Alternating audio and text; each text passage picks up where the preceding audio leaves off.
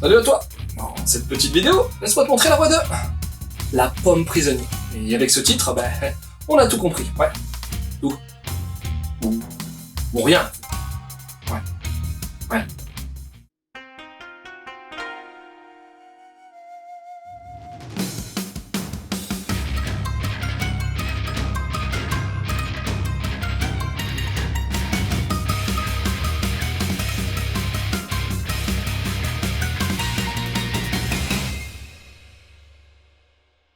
Histoire. Alors là, en fait, dans ce manga-artbook, on va voir évoluer Imari Mariel, qui est une espèce de détective privé qui résout pas grand-chose comme enquête. En fait, elle glandouille dans des décors vénitiens, en ruine, à poil, avec tout un tas de chats autour d'elle. Ouais, et puis c'est tout. Un coup, elle se fait une copine dans le même genre qu'elle, un coup, elle farfouine dans une grotte, un coup, elle tombe, un coup, elle se prend pour une espèce de reine des chats. Voilà.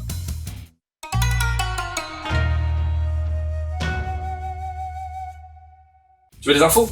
Alors, La pomme prisonnière, c'est un one-shot un peu particulier.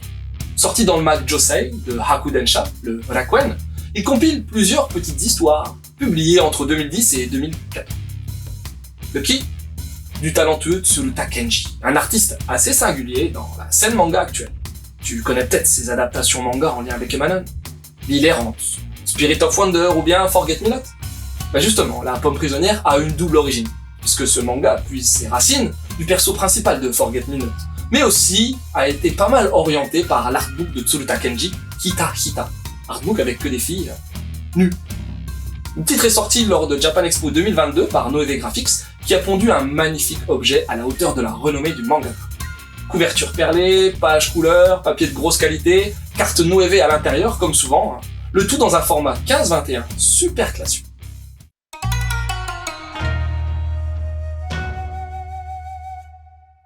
Mon avis?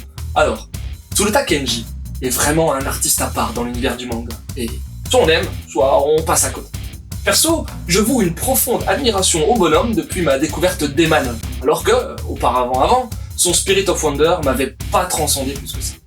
Pour La pomme prisonnière, c'est pareil, j'ai pas accroché de ouf. Alors déjà, laisse-moi tout de même te parler des qualités. On commence avec une partie dessin hommage à Tsuruta Kenji, en couleur, par de gros noms du manga, genre Samura ou bien Terada. Ça fait. Ensuite, l'ouvrage est parsemé de notes d'intention sur la genèse de Swansha. Super intéressant pour mieux cerner le mangaka. Enfin, le trait et la mise en case.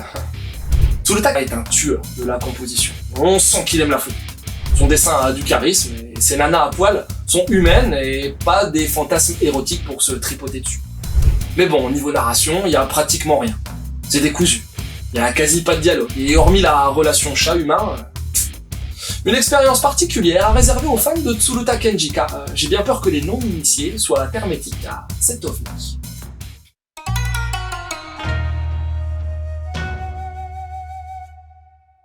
Quelques conseils. Forget Me Not, le titre mettant en avant Imari Mariel, le personnage de la pomme prisonnière.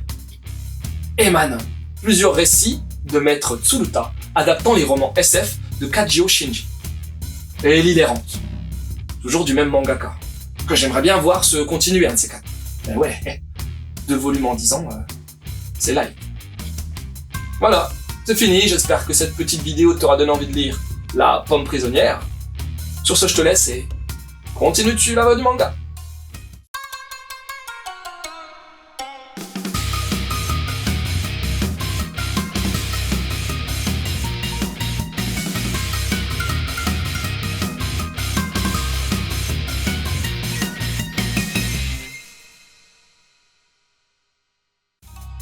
Franchement, les nanas comme ça, brunes, filiformes, magnifiques.